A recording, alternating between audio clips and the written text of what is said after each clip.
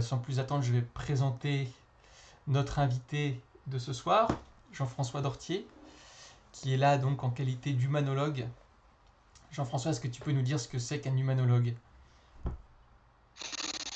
Bien sûr, enfin, je vais essayer de le définir simplement. Alors, l'humanologue, déjà le nom dit bien ce qu'il veut dire, hein. Il suffit de remonter à la racine. L'humanologue, c'est la science des humains.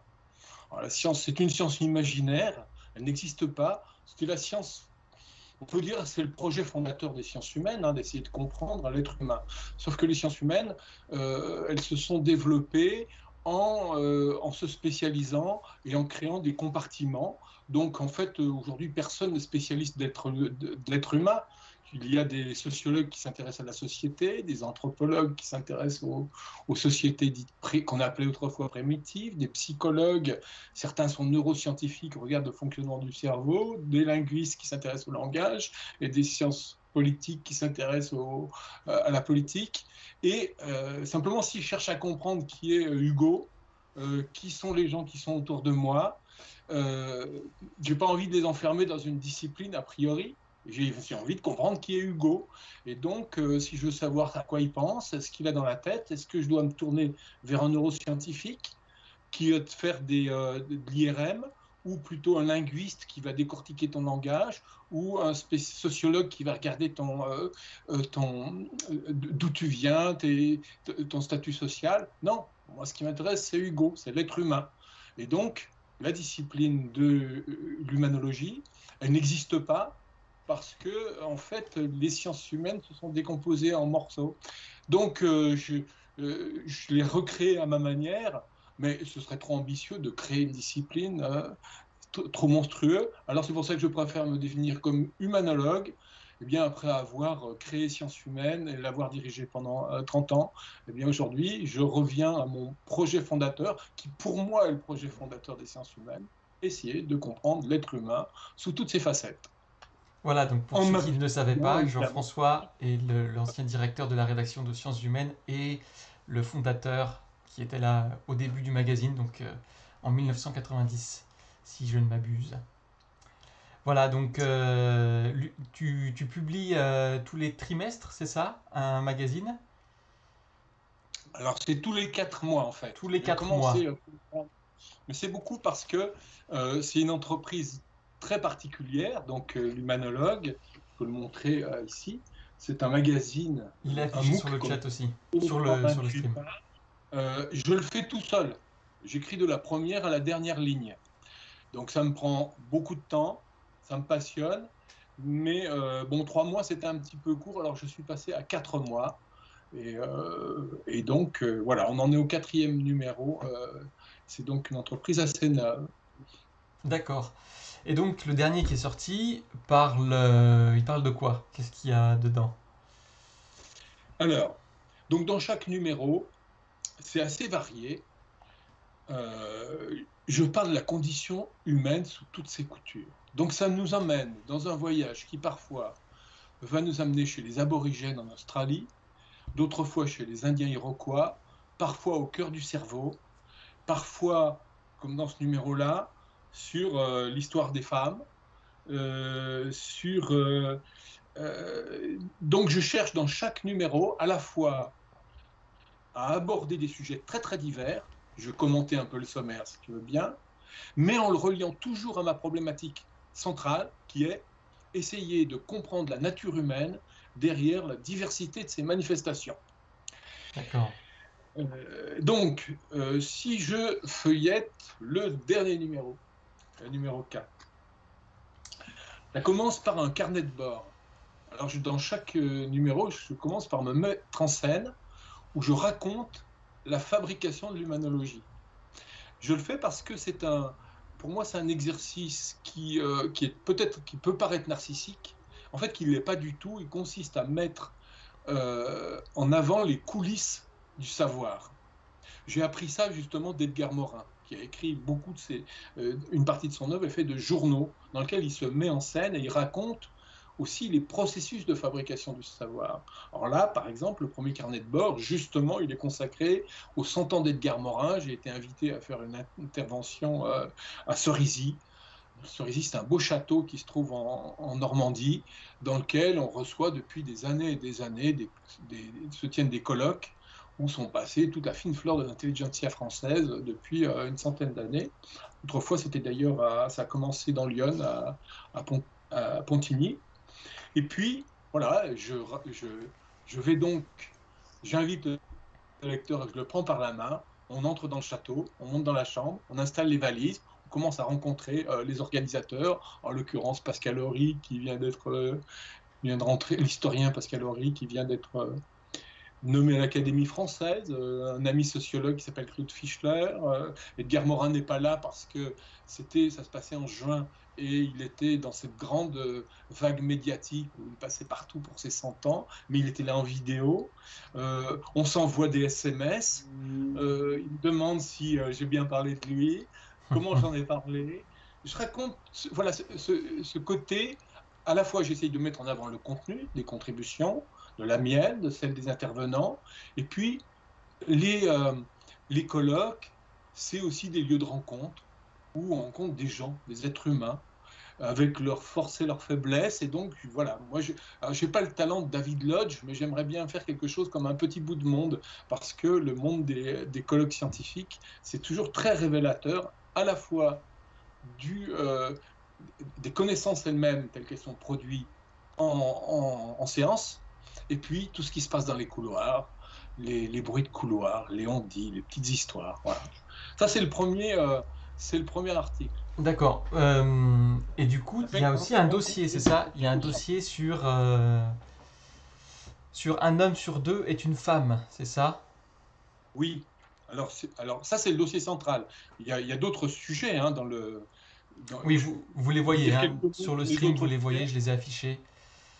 Voilà. Alors, par Voilà. exemple, il y a aussi un article qui s'appelle Réussir sa vie en 10 leçons.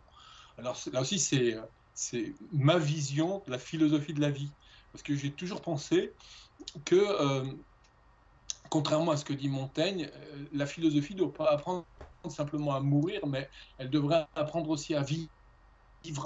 Et une grande partie de l'art de vivre en philosophie consiste souvent à être une philosophie soit du renoncement ou une philosophie stoïcienne qui nous apprend à se mettre à l'écart de la société, à l'écart du monde et vivre sur des vraies valeurs. Mais je pense que c'est bon pour des gens qui n'ont pas de famille à élever, qui n'ont pas de travail très important à faire qui n'ont pas de guerre à mener, et que la vie est une épreuve. Et donc la philosophie, c'est pas simplement apprendre à mourir, c'est apprendre à vivre. Et apprendre à vivre, c'est aussi essayer de dégager des questions sur comment affronter les épreuves de la vie, la maladie, voilà, élever ses enfants. Bon, voilà, je raconte ça. Donc, il y a il y a un long article aussi sur 150 ans d'études en neurosciences sur le cerveau. Je remonte à Broca, les premières recherches qui ont eu lieu il y a 160 ans exactement sur la découverte du centre du langage. Et qu'est-ce qu'on a appris aujourd'hui? Moi, pendant 30 ans, j'ai mené une bataille au sein des sciences humaines pour essayer de mettre en avant les acquis des neurosciences. Et c'était pas gagné parce qu'à une époque, il y a 30 ans, tu l'as dit, c'était en 90 qu'a été créée Sciences Humaines. Eh bien, on regardait les neurosciences avec certains scepticisme, une critique et une sorte de réductionnisme neuronal. Et moi, j'ai participé de ce combat pour essayer de dire non, nous sommes des êtres vivants et il faut regarder aussi la biologie, il faut regarder comment fonctionne le cerveau. Sauf que 30 ans plus tard, énormément de choses ont été découvertes sur le fonctionnement du cerveau. Des investissements considérables sont mis dans ce qu'on appelle les neurosciences, mais force est d'admettre aussi que le fonctionnement de la pensée n'a pas beaucoup progressé et que la montagne a aussi accouché d'une souris, et même parfois on ne trouve pas forcément où est la souris. Il y a une distance énorme entre les connaissances considérables qu'il y a sur le fonctionnement des mécanismes cérébraux, du neurone, aux aires cérébrales, les neuromédiateurs, aujourd'hui ce qu'on appelle les astrocytes, les neurones miroirs, la plasticité cérébrale. Voilà. J'essaye de décrire tout ça, mais en même temps, mais au fond, comment ça fonctionne la pensée? Au fond, on ne sait pas encore, quoi. Pardon? On ne sait pas encore. On ne sait pas encore et on ne sait pas passer de l'un à l'autre. J'ai eu l'occasion il y a très longtemps, de rencontrer un des fondateurs des sciences cognitives qui s'appelle Jérôme Brunner, qui est un psychologue américain, qui en 1956, donc ça date pas d'hier, a écrit le premier article sur la psychologie cognitive, à l'époque où on sortait de ce qu'on appelle le comportementalisme. On disait on va essayer d'étudier les états mentaux, ce qui se passe dans la tête des gens. Et, et lui disait, moi je rêvais de savoir ce qui se passe dans la tête d'un poète, d'un musulman en prière, de Einstein en train de créer la théorie de la relativité. Bref, d'essayer d'accéder aux états mentaux internes. Et puis, m'a-t-il raconté, finalement, les sciences, la psychologie cognitive a été absorbée à la fois par l'intelligence artificielle et les études en neurosciences, et le contenu même des pensées a été finalement oublié au profit des mécanismes soit biologiques, soit des modes de raisonnement qui sont ceux de l'ordinateur. Mhm. Voilà, c'est pas désespérant, mais enfin, il faut faire aussi un bilan raisonné des savoirs. Moi, c'est ce que je cherche à faire. D'accord. Et puis, Je, dans je ce vais, numéro, je vais t'inviter à rentrer peut-être dans le sujet pour lequel on est là ce soir, ah oui, bien sûr, c'est si vrai. ça te va. Bien. Donc le titre du stream c'est Homme-femme aux origines des inégalités. Oui. Donc tu as travaillé sur ce sujet pour ce magazine, tu as creusé un petit peu la chose, je suppose, en croisant les savoirs des différentes disciplines. Alors, comme toujours, bien sûr, et puis en m'interrogeant aussi en tant qu'homme sur les femmes, je ne pars pas uniquement des disciplines universitaires ou académiques, hein. Je pars aussi de mon expérience. Je suis entouré de femmes, même l'humanologue, et essentiellement, j'ai des collaboratrices. Euh, j'ai transmis sciences humaines. Aujourd'hui, la direction de sciences humaines, ce sont des femmes. Bon, j'ai vécu pratiquement même toute ma vie avec des femmes, puisque j'ai 5 sœurs, j'ai une fille, j'ai la femme de ma vie, j'ai beaucoup de collaboratrices. Bref, je suis cerné par les femmes, et je dois admettre aussi, même qu'en tant qu'humanologue, ça reste quand même pour moi une partie de l'humanité pour laquelle j'ai un peu de mal à comprendre. Je pars de ça. Les hommes, je connais bien. Je sais pas, il me semble que c'est plus facile à expliquer un homme C'est qu'une parce que t'en femme. es un, ça. Je pars tu vois, de questions extrêmement simples, et je m'interroge sur une question. C'est la question qui est le fil directeur du dossier. Aujourd'hui, on admet, après des millénaires de domination, que les femmes ne sont pas des sous-hommes.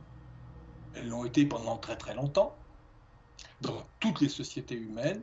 Pendant des dizaines de milliers d'années, les femmes ont été dominées. Et ça fait simplement une génération qu'on admet que, au moins juridiquement, statutairement, elles sont légales des hommes.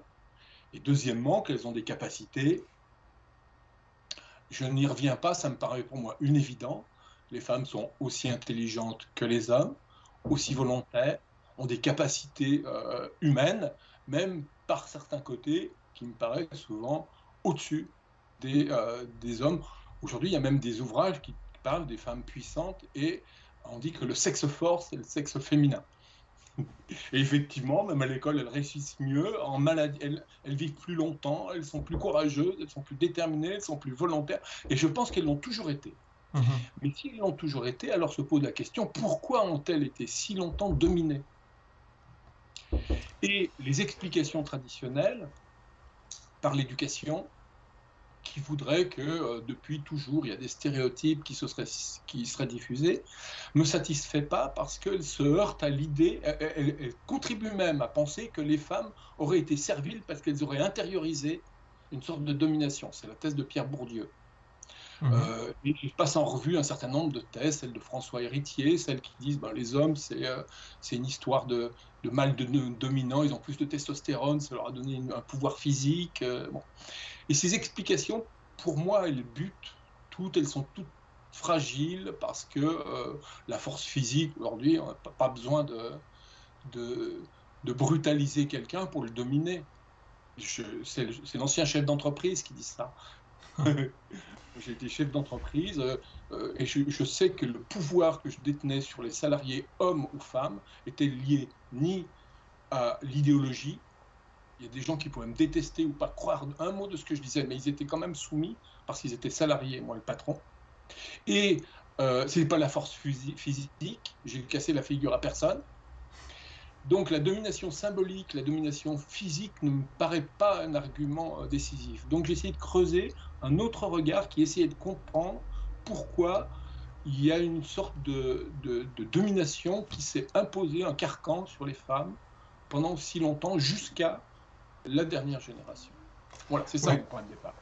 Alors, je vais changer l'overlay pour que le chat puisse être là avec nous. Donc n'hésitez pas, hein, participez, faites vos remarques, posez vos questions. Voilà. Donc la première question que j'ai envie de te poser, c'est tu parles de l'identité sexuée. Qu'est-ce que c'est qu'être un homme? Qu'est-ce que c'est qu'être une femme dans ton dossier? Comment est-ce qu'on définit ça? Est-ce que c'est les gènes? Est-ce que c'est les caractères sexuels? Est-ce que c'est la socialisation? Tu parlais de Bourdieu tout à l'heure. Est-ce que c'est la façon dont on vit avec les autres? Est-ce que c'est la sexualité? Alors, je ne vais pas répondre, c'est un petit peu de tout ça, mais quand même, il y a un petit peu de tout ça. Alors, j'ai écrit un article qui s'appelle Devenir femme, mon parcours en 7 étapes.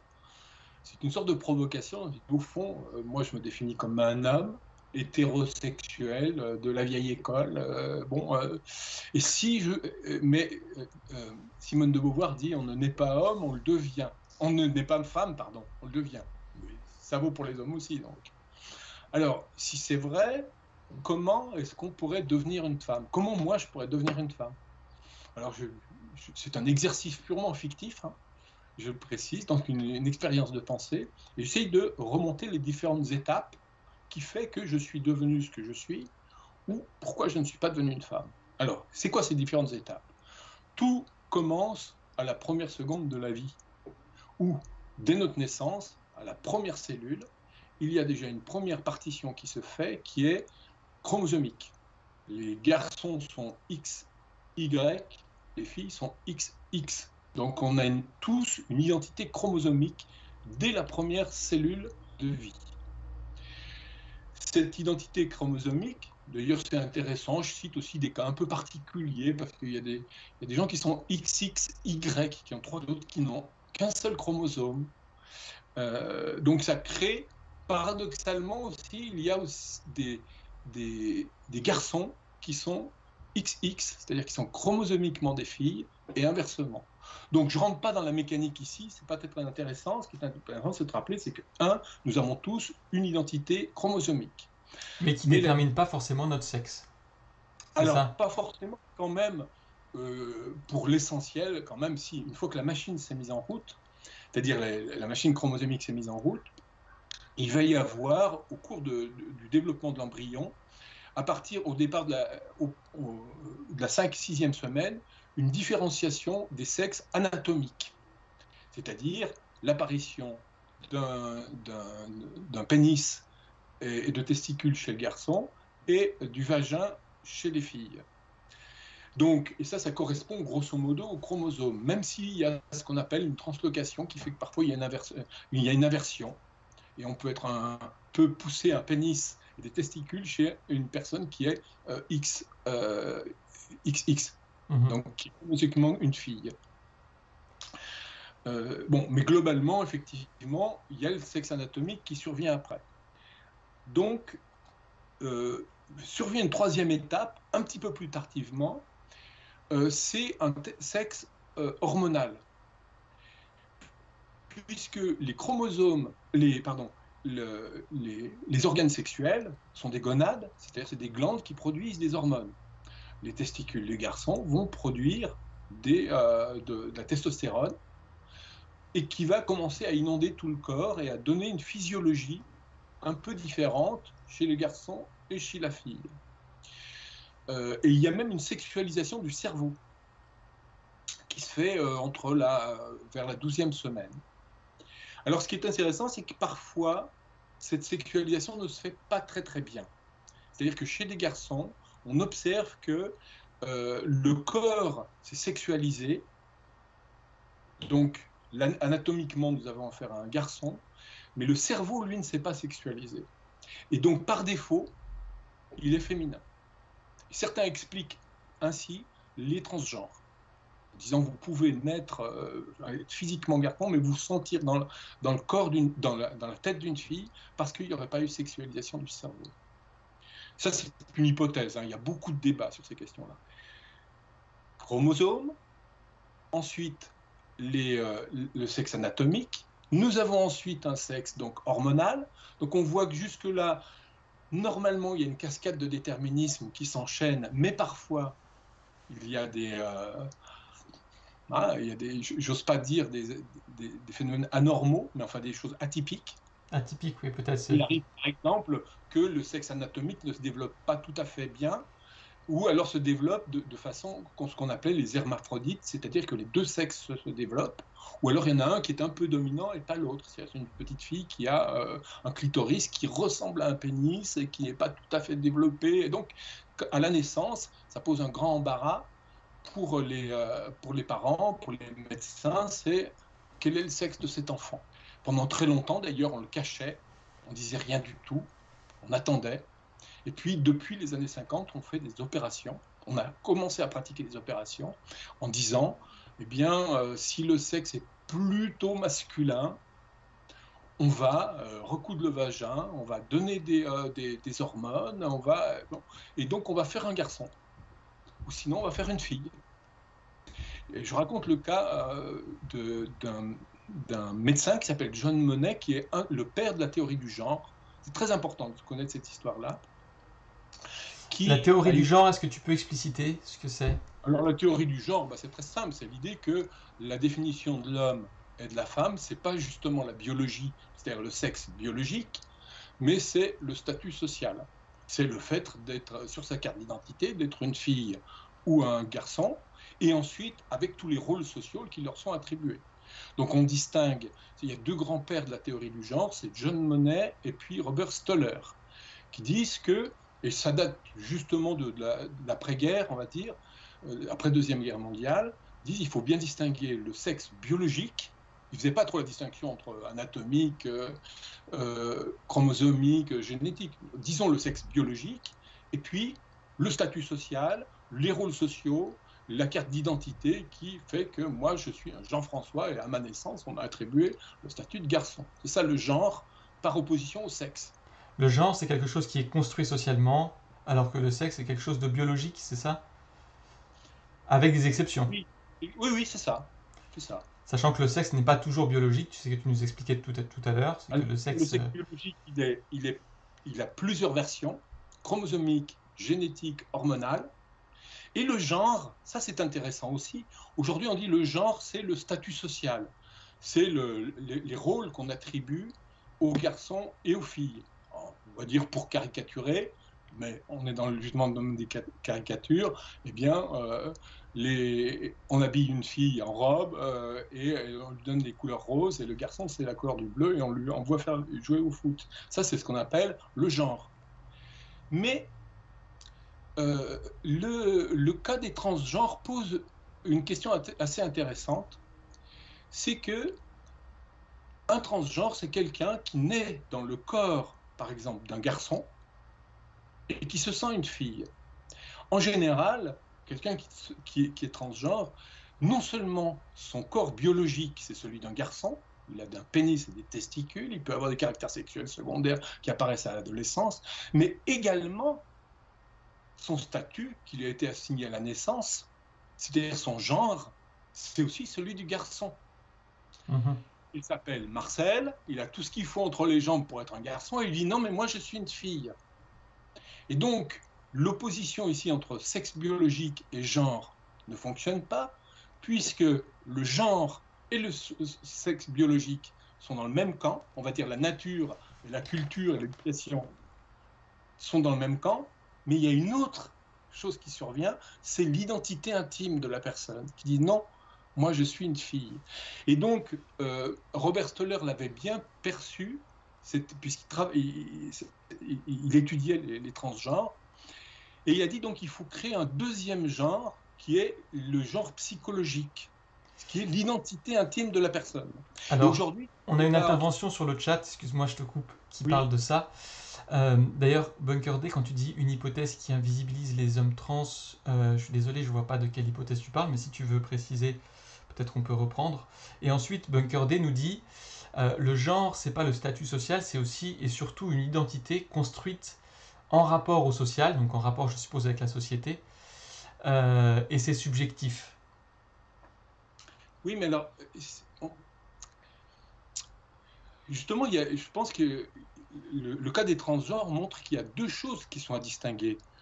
L'aspect subjectif, c'est-à-dire l'identité intime, c'est pas forcément une construction sociale. Les transgenres, ils ont été élevés, quand c'est un garçon qui se sent une fille, ils ont été élevés comme des garçons. Donc C'est ça, pour c'est ça qu'il faut... social. Comment? Ça, c'est Oui, social. l'éducation, elle est sociale. Admettons, je raconte le cas d'un petit Marcel. Il s'appelle Marcel. Lui, plus tard, il s'est fait appeler René avec E. Il est né en 1944. Il dit, mais j'étais un garçon, j'étais élevé comme un garçon. Il a des culottes courtes, on l'envoyait au foot, et puis il a fait son apprentissage dans un métier de la métallurgie. Mais au fond de moi, je me sentais une fille.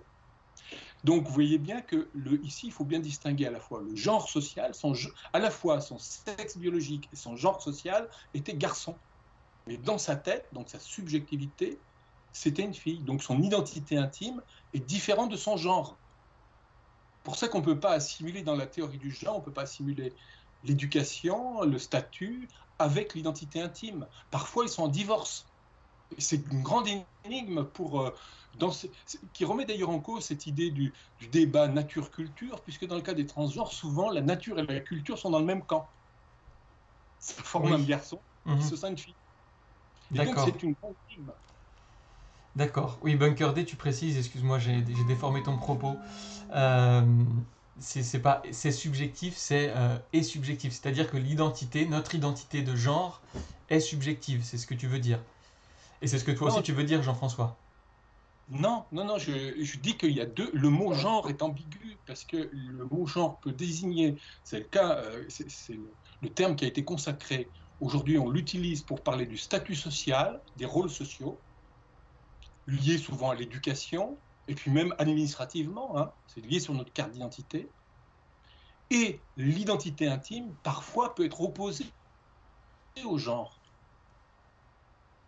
D'accord. Hein. Mais est-ce que du Au coup, genre, elle est même opposée. Elle est opposée au genre. Donc on ne peut pas utiliser le mot genre pour désigner à la fois l'identité intime et le statut social, puisque parfois ils sont en divorce. je comprends ce que tu veux dire, mais est-ce que, alors, Bunker D reprend en disant l'identité subjective, c'est un concept, c'est l'identité pour soi par opposition à l'identité objective, c'est-à-dire aux yeux d'autrui. Donc c'est un peu cette distinction-là que tu fais aussi. C'est le Alors, genre tel que tout le monde le perçoit dans la société, opposé au genre tel que moi je le perçois. on peut dire ça. Oui, c'est une façon de voir les choses. Mais en signalant quand même que le genre tel que on l'utilise globalement, hein, c'est pas simplement le regard des autres, c'est aussi une éducation, c'est aussi Oui, un statut administratif, sont des rôles sociaux qui leur sont attribués. Mais effectivement, je on comprends. pourrait retenir cette différence. Donc c'est intéressant de montrer quand même les différentes étapes pour conduire à une identité sexuée.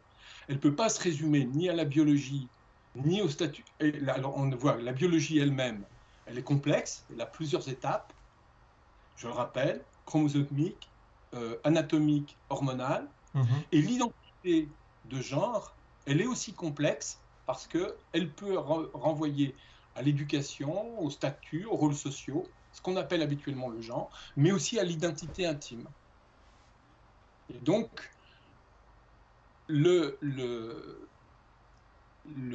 la formation de cette identité, comment elle se construit? Alors globalement, souvent les choses s'emboîtent bien. C'est-à-dire qu'il y a une cohérence entre toutes ces dimensions. Le chromosomique, le génétique, l'anatomique, le psychologique, le social. Bon, pour dire les choses simplement, moi je me sens bien dans ma peau d'homme. Bon, parfois il y a des discordances entre les deux. Alors comment savoir quelle est la part relative de chacun de ces facteurs? Ça, c'est une question difficile, c'est un grand débat, c'est un des grands débats des sciences humaines, la part de l'inné, de l'acquis, de la... Bon. Moi, j'essaye de prendre dans ce numéro des cas très intéressants, souvent atypiques, où il y a des forces qui jouent contre, euh, comment dire, qui violent les lois habituelles de la nature, de la culture. Bon. C'est-à-dire, prenons le cas, par exemple, de petits garçons qu'on élèverait comme des filles, qu'on habillerait en robe, à qui on laisserait pousser les cheveux, on mettrait une poupée entre les mains jusqu'à l'âge de 5 ans. Que se passerait-il? C'est un cas intéressant pour savoir le rôle de l'éducation que peut avoir sans son idée sexuelle. Eh bien, on a oublié que cette expérience-là, elle a existé. Elle n'a pas existé dans des petits cercles de gens qui auraient voulu comme ça faire une expérimentation. Elle a existé de façon massive à l'échelle de l'histoire européenne entre le 19e siècle et jusqu'à les années 1930, où dans la bourgeoisie et les classes moyennes, il était courant d'élever des garçons en petites filles jusqu'à l'âge de 7 ans. Vous prenez Jean-Paul Sartre, vous lisez Les Mots, il raconte son histoire. Jusqu'à l'âge de 7 ans, il était élevé avec des bouclettes blondes. Jusque-là, il était en robe. Et il y avait un rite d'initiation qui, à partir de 7 ans, le grand-père amenait le garçon chez le coiffeur, lui coupait les cheveux courts.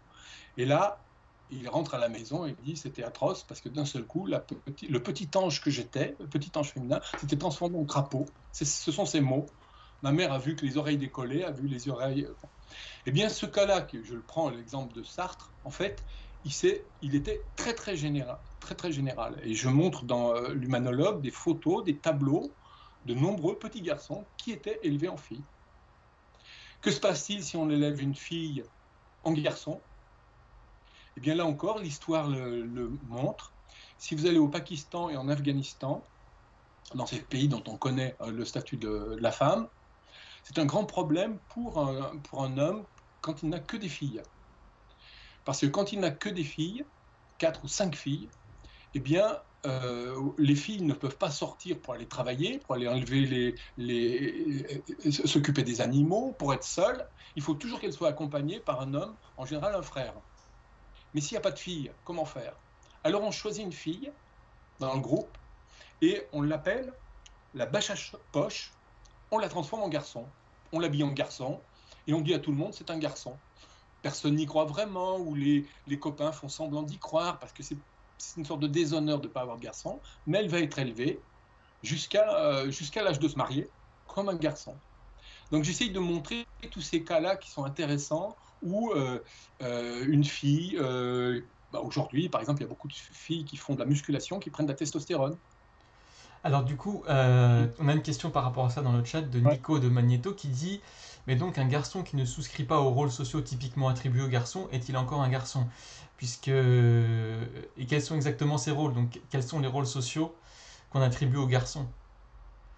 Bon, alors les rôles sociaux qui ont été attribués aux garçons ont beaucoup changé au cours de l'histoire. Alors on a tendance à dire aujourd'hui qu'ils sont moins virils qu'ils l'étaient à une époque. Encore que l'idée que les hommes, enfin dans toutes les sociétés, il y a une distinction des rôles sociaux masculins, féminins.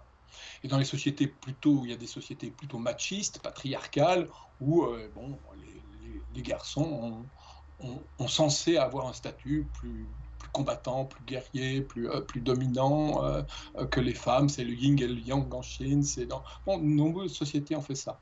Encore que, il y a des cas atypiques là encore. Et dans notre propre histoire, il ne faut pas aller très très loin.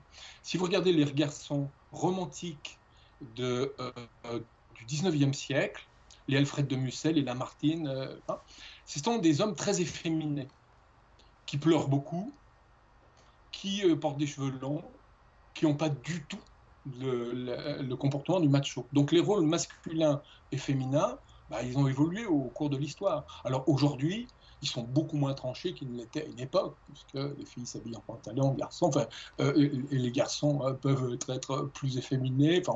On cherche justement à casser ces stéréotypes masculins et féminins. Alors du coup, on a plusieurs remarques dans ce sens dans le chat, de Bunker Day notamment, de Petit Lys aussi, qui nous disent que est-ce que le genre finalement c'est pas celui qu'on décide qu'on a, celui qu'on ressent qu'on a, plus que celui que la société nous attribue. Alors, c'est deux choses différentes de dire ce qu'on ressent et ce qu'on décide. Parce que souvent, les transgenres qui se sentent dans une identité différente de leur sexe biologique et de leur statut, ils ne le décident pas, hein. Ça leur tombe dessus. Oui, mais oui, ok. Je suis pas très compétent sur ce L'identité sujet, mais n'est pas... est-ce qu'à un moment ils prennent pas la décision de Alors, s'affirmer en tant que personne trans? voilà, alors aujourd'hui, il y a toute une réflexion là-dessus, hein, pour ceux qu'on appelle les dysphories de genre, où très tôt, on dit aux enfants, on les encourage à s'affirmer, dans certains pays plus que d'autres, hein. On donne même une législation aujourd'hui qui permet d'avoir un genre neutre jusqu'à un certain âge, c'est le cas de l'Argentine notamment, et plusieurs pays maintenant s'y sont mis. Oui, Donc, donc affirmer plutôt que décider, nous dit Petit Lys, et je pense que c'est ça. C'est le genre qu'on affirme soi-même, qu'on s'affirme, plutôt que le genre qu'on décide. c'est ça. Mhm. Oui, parce que c'est pas toujours de notre sort. Non, c'est D'accord. pas du tout notre sort. On se découvre pas un jour. Personne ne dit tiens, j'ai décidé d'être une fille, Mhm. s'il est un garçon, et inversement. Ok, C'est alors, si hein, euh, pour le savoir. Hein. Aujourd'hui, on ne veut pas dire que c'est un trouble, puisqu'on est à l'heure où on respecte la diversité, mais c'est une souffrance. oui, c'est une souffrance parce que la société n'accepte pas qu'il y ait des personnes trans. Bah, parce que c'est des gens atypiques. Donc maintenant, c'est pareil, ça dépend dans quel milieu vous allez être. Comme on respecte beaucoup plus, on est beaucoup plus attentif à l'identité des personnes, bien sûr, vous pouvez le vivre plus ou moins bien. C'est comme l'homosexualité. L'homosexualité, c'est pas un choix, c'est pas un choix de vie. Dans de nombreux pays, les homosexuels, ils sont brimés, encore aujourd'hui, brimés, opprimés. Bon, et puis il y a des sociétés qui sont plus tolérantes que d'autres. Heureusement, aujourd'hui, on est dans une voie qui est celle de la tolérance. Oui, et en effet, Bunker D, t'as raison, c'est pas toujours une souffrance. Et c'est pour ça que c'est plus traité comme une pathologie, tout à fait, parce que les gens n'en souffrent pas forcément, même si on conçoit très bien que la pression sociale fait que ça puisse souvent être une souffrance, malheureusement. Peut-être Alors, qu'on peut passer à la question suivante.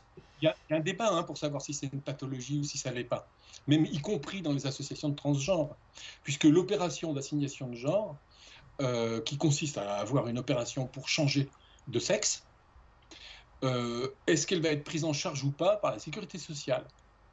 C'est pas rien, hein, de dire que si c'est une maladie, c'est une pathologie, alors ça doit être pris en charge comme une maladie.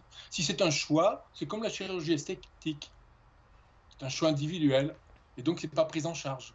Et au sein même des associations, il y a des débats. Certains disent non, c'est pas un choix, c'est un trouble. Et donc, je veux récupérer mon vrai statut. Et donc, on ne dirait pas un handicap, mais en tout cas un trouble qui doit être pris en tant que tel. Et puis d'autres vont dire non, non, non, c'est un choix de vie. Si c'est un choix de vie, ça ne doit pas être remboursé. Ok, c'est la dysphorie de genre qui est une pathologie. Ok, merci Bunker D, tu as l'air de connaître un peu le sujet. Donc, ok, c'est la dysphorie qui est une pathologie, mais pas le fait d'être trans forcément. Et d'ailleurs, on sait qu'il y a des personnes trans qui ne font pas d'opération et qui n'ont pas besoin de ça pour s'affirmer en tant que personne trans.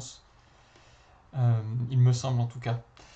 Ok, donc si on continue un petit peu pour essayer de parler de cette histoire de domination, qu'est-ce qui fait Oui. que ces deux identités-là sexuées dont on parle, à un moment, il y en a une qui a pris le dessus plus ou moins sur l'autre. Alors, peut-être que c'est pas les bons mots, le dessus, mais est-ce que cette domination des hommes, elle a toujours existé? Qu'est-ce qui s'est passé pour qu'elle advienne? Alors, si, pour moi, elle a toujours existé.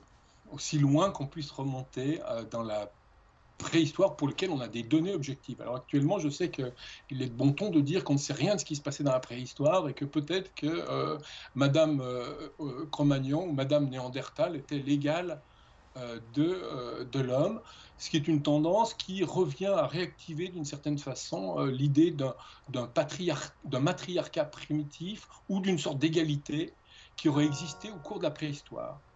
Je ne partage pas personnellement cette thèse-là. Je pense qu'il y a des arguments solides pour montrer que dans toutes les sociétés de la préhistoire, les hommes ont déjà été dominants. Alors il y a deux arguments qui permettent d'avancer cela. Le premier, c'est que nous sommes, d'abord les humains sont issus d'une lignée de primates. Et dans le monde des primates, comme dans le monde des mammifères, déjà il y a une division très forte entre les mâles et les femelles. Et en général, c'est au bénéfice des mâles. Si vous allez chez les gorilles, vous avez un système de mâles dominants, avec d'ailleurs un gorille a plusieurs femelles, il a un harem.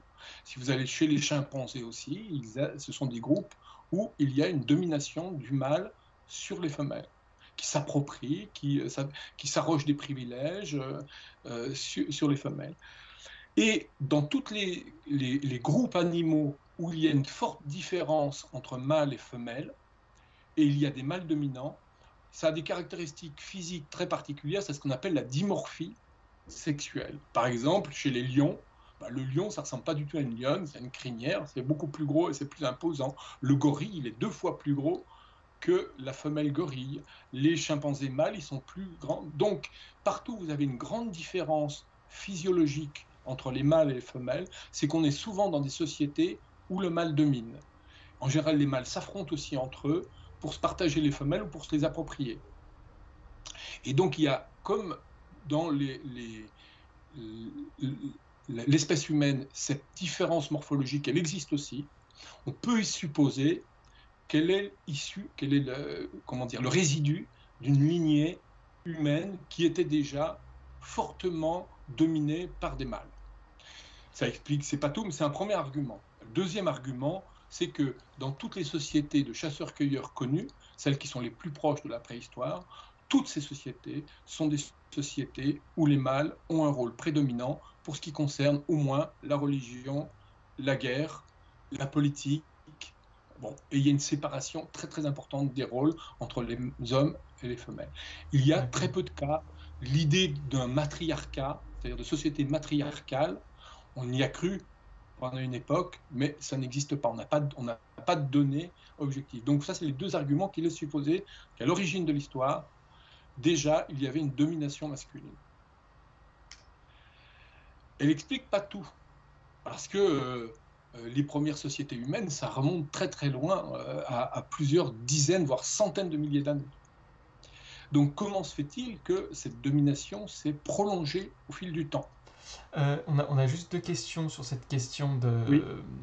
de l'origine du patriarcat. Une remarque de Nico de Manito qui nous dit, par exemple, chez les veuves noires, qui sont des araignées et d'autres araignées, les femelles sont plus imposantes et ne sont pas dominées par les mâles. Est-ce que ça n'alimente pas la thèse selon laquelle ce serait la force physique qui expliquerait la domination masculine chez les humains ? Ce que tu dis, par exemple, que le gorille est plus gros et que chez l'homme aussi il y a le même dimorphisme. Alors que tu as dit tout à l'heure que c'était justement pas la force physique qui expliquait la domination. Oui, alors je parle dans la préhistoire. Hein. Dans la préhistoire, donc la force physique, elle a été un élément important, à la fois pour dominer les femmes, puis pour dominer les plus faibles aussi. D'accord. Ça, c'est un premier élément. Mais justement, ce n'est pas le seul élément. Alors, effectivement, les veuves noires, je précise, hein, dans le monde animal, il n'y a pas toujours une domination des mâles. Hein. Il y a des sociétés, même y compris des sociétés mammifères, où c'est les femelles qui dominent. C'est le cas, par exemple, chez les hyènes. Chez les sociétés d'éléphants, il y a des matriarches. Il y a des sociétés aussi beaucoup plus égalitaires. Et puis, il y a beaucoup d'animaux aussi qui vivent en solitaire. Donc, il n'y a pas de domination l'un sur l'autre. Par exemple, chez les tigres, chez beaucoup de félins, qui sont les léopards, eh bien, chacun vit de son côté, et donc il n'y a pas de domination de l'un sur l'autre. Donc, le dimorphisme, il a lieu en général quand il y a des animaux qui vivent en société. D'accord. Alors, donc, c'est la première étape. La force physique joue un rôle. Il y a Bunker D qui nous dit qu'il y a l'hypothèse de Touraille pour expliquer le dimorphisme. Je ne sais pas de quoi tu parles. Je ne sais pas si tu sais, Jean-François, ce que c'est. Alors, si c'est une jeune chercheuse qui s'appelle Cyprine, je crois, Touraille, qui explique le dimorphisme, qui justement contredit en quelque sorte la thèse que je viens d'avancer en disant mais puisqu'il y a un dimorphisme dans l'espèce humaine, il hérite sans doute d'une lignée. Elle dit non, non, non, vraisemblablement, le dimorphisme est une apparition plus tardive qui serait liée au fait que les hommes se seraient appropriés le pouvoir et seraient donc appropriés aussi les biens, les aliments, et ils servent mieux à table que les femmes. On trouve dans certaines sociétés. C'est eux qui mangent plus de viande, c'est eux qui... Bon, ils nourrissent mieux les garçons que les filles. Et donc, le dimorphisme serait en quelque sorte, il serait tardif, il serait arrivé après, et donc il ne serait pas une cause de la domination, mais il serait un effet. Alors, on pourrait débattre de cette thèse, sauf que le problème, c'est que du coup, il faudrait expliquer pourquoi il y a eu la domination masculine. Pourquoi les hommes sont réussis quand même à s'approprier l'essentiel de l'alimentation carnée en l'occurrence, c'est sa thèse. Ok, je comprends. On a une autre question, du coup ça suscite beaucoup de questions cette histoire, de Oretz qui demande: n'y a-t-il pas eu une remise en question de ces hypothèses de chasseurs-cueilleurs après la réétude d'eau de tombeaux de chasseurs qui s'avéraient finalement être des femmes? Est-ce que Oui, tu as entendu parler de ça? Oui, alors il y a plusieurs...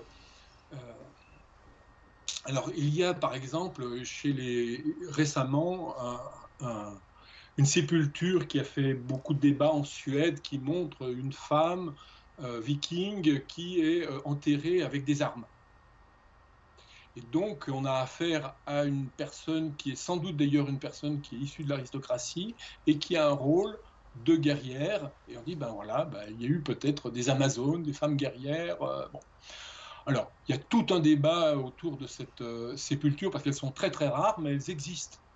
D'accord. Mais le contre-argument ne veut pas dire pour autant que ce sont des sociétés matriarcales, parce que dans des femmes guerrières, il en existe chez les Vikings, par exemple, il en a existé aussi dans plusieurs sociétés, où au sein de l'aristocratie, quand la lignée masculine est brisée, parfois une femme se retrouve en position d'être une reine, ou d'être une chef, ou d'être un caïd, en quelque sorte une chef de guerre, et elle prend les armes. Mais c'est l'exception, c'est ça? Ce sont des exceptions. Et il faudrait qu'il y ait beaucoup, beaucoup, beaucoup de cas pour qu'on puisse affirmer une sorte d'égalité primitive. Donc quand vous avez une exception, vous dites, c'est Jeanne d'Arc, quoi. Jeanne d'Arc, effectivement, elle a porté les armes. Mais c'est une exception, ça ne veut pas dire qu'on était dans une société matriarcale. Parce que Jeanne d'Arc a réussi à prendre les armes. Oui, je comprends. D'accord. C'est plutôt une exception qui confirme la règle. Ok. Et donc la règle est devenue les hommes dominent sur les femmes, donc depuis ces sociétés. Non, alors il faut donc première étape, situons-nous dans une situation, dans un cadre qui est jusque-là une lignée de dominidés qui ne sont pas encore des humains. Nous sommes hérités d'une société de primates, dont on appelle ça les hominités. Arrivent les sociétés humaines.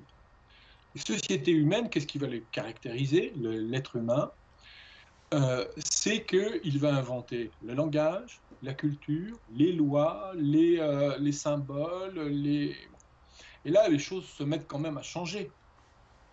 Mais dans ces sociétés, donc on quitte le monde de l'éthologie pour rentrer dans celui de l'anthropologie. Et ici, il est vraisemblable que, en tout cas, les données anthropologiques vont dans ce sens-là. Si vous allez en Australie, si vous allez chez les Inuits, si vous allez chez les Amérindiens, si vous allez chez les Papous de Nouvelle-Guinée, ceux qui fabriquent la loi, ceux qui s'approprient le pouvoir politique, ceux qui s'approprient le pouvoir guerrier, le pouvoir religieux, ce sont toujours les hommes. Pas des hommes individuellement qui sont en conflit physique avec une femme, ce sont des groupes de mâles dominants qui, en quelque sorte, forment un clan qui définissent la loi. Et la loi, c'est quoi? Souvent, c'est une loi qui permet de dire. Dans le premier numéro de l'Humanologue, je l'ai décrit à propos des aborigènes. C'est le cas, on pourrait le prendre des aborigènes d'Australie. La loi, c'est la loi du territoire. Un clan égale un totem égale un territoire que l'on occupe. Il y a une initiation des garçons. Occuper un territoire, c'est le défendre de façon militaire, guerrière. c'est ensuite, ça c'est pas moi qui le dis, c'est Lévi-Strauss, c'est se partager les femmes, partager les filles. Pourquoi se partager les filles? Parce que dans beaucoup de sociétés, par exemple primitives, par exemple chez les Jivaros, chez les Amérindiens, la femme c'est un objet de convoitise, c'est-à-dire les hommes qui sont appropriés les armes l'utilisent non seulement pour tuer des animaux, pour tuer les ennemis, mais pour s'approprier aussi ce bien précieux que sont les femmes. Et donc, il va y avoir une alliance entre des clans qui va consister à, plutôt que se combattre, eh bien, s'échanger les femmes. Je te donne mes filles, tu me donnes les tiennes. C'est la thèse de Lévi-Strauss, hein, qui dit le passage de la nature à la culture, c'est l'échange des femmes. Et ça aboutit à ce qu'on appelle l'interdit de l'inceste. Pourquoi interdit de l'inceste? C'est-à-dire que un homme ne va pas chercher des femmes dans son groupe, il va chercher dans les groupes, dans un autre clan. Et donc le clan A est en alliance avec le clan B, les femmes du clan A vont se marier avec les hommes du clan B et inversement. C'est une alliance qui est en fait un échange des femmes, c'est la thèse de Lévi-Strauss. Et donc là, on est bien dans une société culturelle et non pas dans un rapport de force physique, mais on a bien une loi qui est faite par des hommes qui, voilà, en gros, se répartissent les biens précieux. Et les biens précieux, c'est les territoires de chasse, c'est les sources d'eau et c'est les filles. Mhm. Et alors, l'heure avançant, oui. On n'a malheureusement plus beaucoup de temps, mais je crois que tu parles aussi des maîtresses femmes. Est-ce que c'est des femmes qui peuvent être considérées comme ayant résisté à cette forme de socialisation patriarcale? Alors, j'ai écrit un article, j'ai mené une enquête sur justement le cas de ce que j'appelle les maîtresses femmes. Alors, aujourd'hui, on s'intéresse beaucoup aux femmes d'exception qui ont des femmes de pouvoir, les femmes puissantes. Parce qu'il y a eu dans l'histoire des reines, des femmes qui ont combattu aussi, qui ont pris les armes, ça existait, des Amazones. Il a existé des femmes qui ont des qualités exceptionnelles dans le domaine des arts, dans le domaine des sciences. Bon. Et donc on met beaucoup en avant ces femmes d'exception, pour dire, regardez, elles sont aussi capables que les hommes. Mais il y a aussi, moi ce que j'ai pu constater dans mon environnement, comme beaucoup de gens autour, dans le monde très ordinaire, des femmes puissantes qui ne sont pas des reines, qui ne sont pas des artistes, qui ne sont pas des savantes, qui ne sont pas des femmes de lettres, non, mais qui sont quand même des femmes fortes, au sens où elles ont une personnalité de dominante, ou en tout cas très affirmée. Bon. Alors il y a presque des caricatures, hein, celles des mères juives, des mamas africaines, bon. Et je me suis dit, tiens, pourquoi ne pas aller creuser dans l'histoire pour voir si on ne pourrait pas, dans le monde populaire, trouver des traces de ces femmes puissantes qui ne sont pas des femmes d'exception, non, au contraire des femmes ordinaires, mais qui sont des femmes à poigne. En Bretagne, on les appelait les méméchefs. Et méméchef, c'est quoi? On trouve ça chez les Vikings, on trouve ça en Chine, on trouve ça en Afrique, ça. C'est une femme qui est une femme au foyer. Mais une femme au foyer, c'est pas simplement être une femme soumise qui fait la cuisine et qui s'occupe des enfants. Ça peut être une aristocrate qui s'occupe de tout un domaine alors que l'homme est en guerre. Et qui va donc avoir des domestiques, qui va donc avoir aussi des rôles très très importants de gestion de la fortune. Et puis des femmes qui sont très affirmées, qui ont un caractère de mégère, on en trouve dans la littérature au Moyen-Âge. Je raconte une histoire de femmes dites écouillées. Il y a même des blagues qui circulent. C'est comment faire en sorte, quand un homme est dominé par sa femme, pour pouvoir reprendre le pouvoir sur elle. Donc c'est ce que j'appelle ces maîtresses femmes, elles ont toujours existé. Et si elles ont toujours existé, elles ont même été très présentes, elles existent encore, tout le monde en connaît. Ce que je dis, ça évoque des personnages que tout le monde connaît autour de soi. Et si elles ont existé partout, ça renforce la question, comment se fait-il que, statutairement, elles étaient quand même dominées? Pourquoi la femme égyptienne pouvait avoir une force de caractère? La femme de Socrate, par exemple, qui s'appelle Xanthippe, elle était connue pour être une mégère.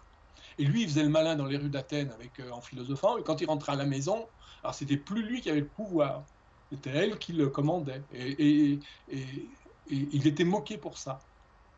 Donc, ce qu'il faut distinguer, c'est le statut, la psychologie de la personne, qui peut être très affirmée, qui peut être très dominante, qui peut être très autoritaire, qui peut être celle de leader, et puis en même temps, le statut social qui peut être celui de dominer. On retrouve ça dans les entreprises, hein.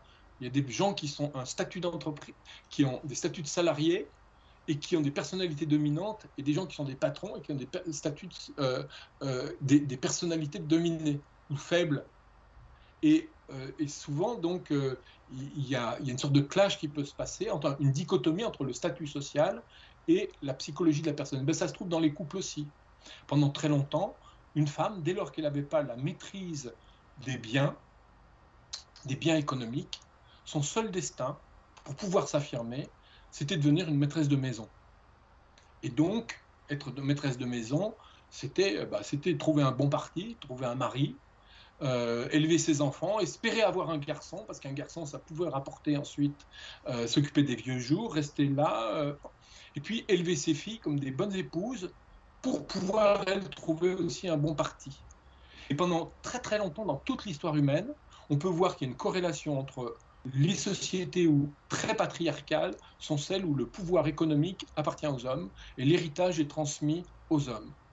Et celles dans les sociétés où les femmes ont plus de pouvoir, c'est le cas à Rome, la deuxième partie de l'Empire romain, c'est le cas en Égypte, c'est le cas chez les Iroquois, donc il y a plusieurs sociétés que je cite comme ça, c'est que les femmes ont acquis un certain pouvoir économique. Et dès lors qu'elles ont un pouvoir économique, elles ont une certaine indépendance.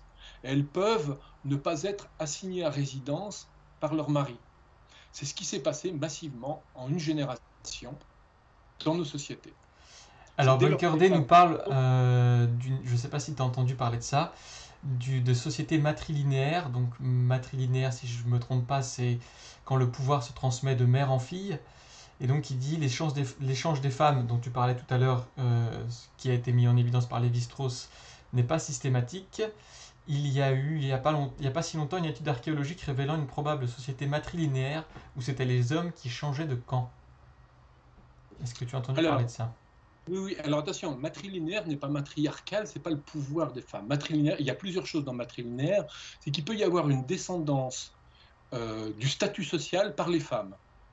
Par exemple, dans la société, le statut social, par exemple, chez les Juifs, la religion, elle se transmet par les femmes. On n'est pas dans une société patriarcale, mais c'est les femmes qui transmettent la religion. Donc, autre chose est le patrilocal, ce qui vient d'être cité. C'est autre chose, c'est les hommes qui vont habiter chez la femme. Dans la famille, l'homme, dans beaucoup de familles, ce qu'on appelle le patrilocal, c'est lorsque la fille quitte son lieu de résidence pour aller habiter dans le village ou dans la maison du mari. Et le matrilocal, ça existe, il y a beaucoup de sociétés, chez les Ashanti par exemple, qui est une société d'Afrique de l'Ouest, eh bien, elle est matrilocale et matrilinéaire. Donc, le rang se transmet par les femmes, et les hommes vont habiter chez la femme. Mais le fait qu'elle soit matrilinéaire ne veut pas dire qu'elle soit matriarcale. Parce que le pouvoir, dans ces cas-là, il est souvent, et la richesse, il est souvent aux mains du frère plutôt que le mari. C'est-à-dire que la femme n'obéit pas à son mari, elle obéit à son frère. D'accord. Et plutôt à son fils. D'accord. Alors là, les hommes gardent une forme de pouvoir important quand même. Souvent, c'est eux qui gardent le pouvoir, mais ça ne veut pas dire que la transmission des biens, la transmission des titres, se fait par la lignée masculine. Mmh. Il peut se faire par la lignée féminine, mais quand on croit que c'est la lignée féminine, c'est pas les femmes, c'est le frère c'est le frère. Donc chez les Ashanti, par exemple, le roi, il n'attribuait pas, son fils ne devenait pas roi, c'était son neveu.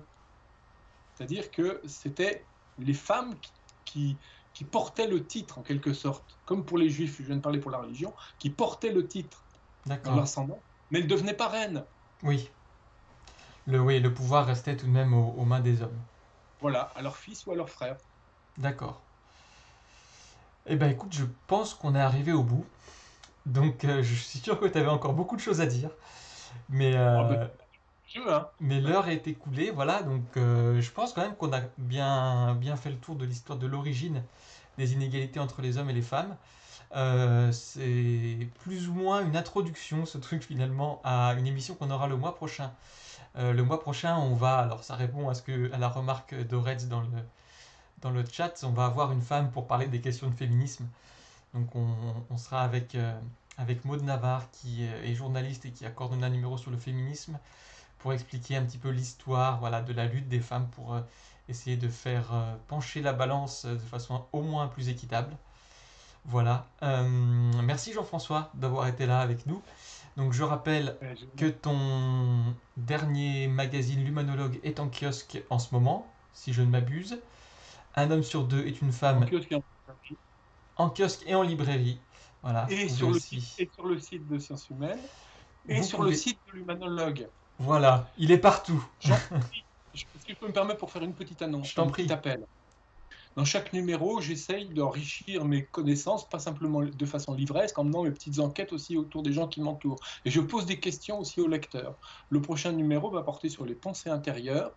Et donc, je lance une enquête aussi en ligne sur le site de l'Humanologue pour essayer d'enrichir. Je pose des questions.